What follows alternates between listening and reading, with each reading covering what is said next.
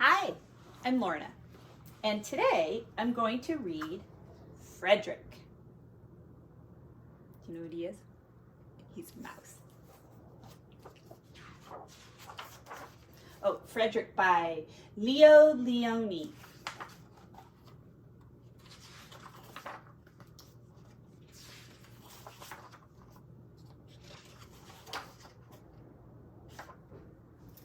All along the meadow where the cows grazed and the horses ran, there was an old stone wall. In that wall, not far from the barn and the granary, a chatty family of field mice had their home. It's like there's 1, 2, 3, 4, 5. Ooh, 5 of them. Oh, here's some ants. Ants are coming up too.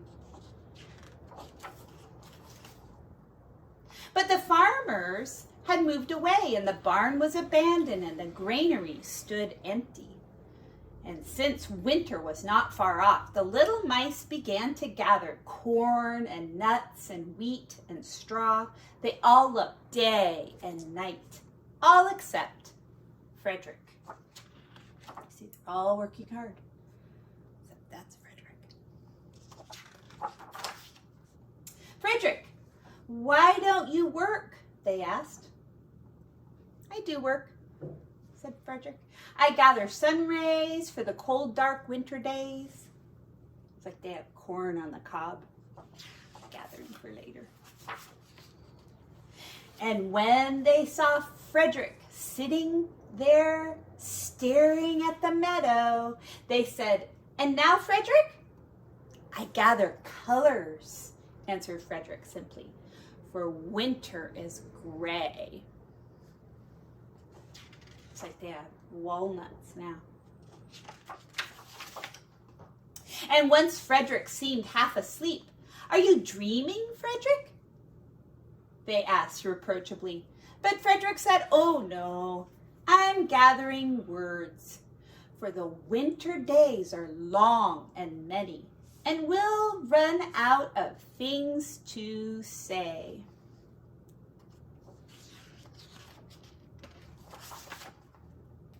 The winter days came, and when the first snow fell, the 5 little field mice took to their hideout in the stones.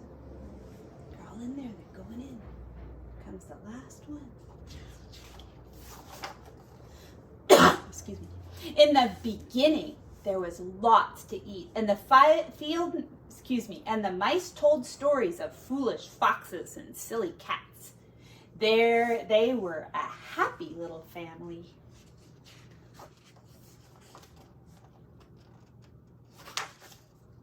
But little by little, they had nibbled up most of the nuts and berries.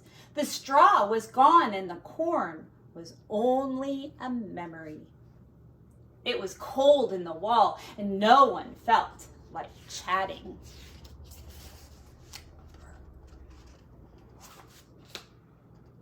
Then they remembered what Frederick had said about sun rays and colors and words. "What about your supplies, Frederick?" they asked.